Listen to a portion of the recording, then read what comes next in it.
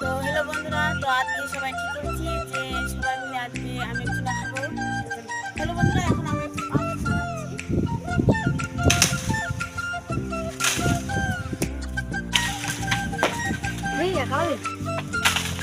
পুরো পা ধরে দিতে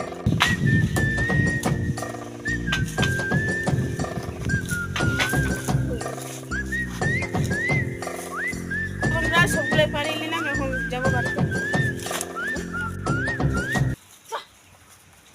দিল কি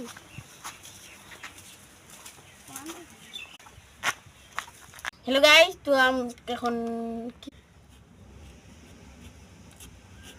হ্যালো গাইস, তো নেকা হয়ে গেছে।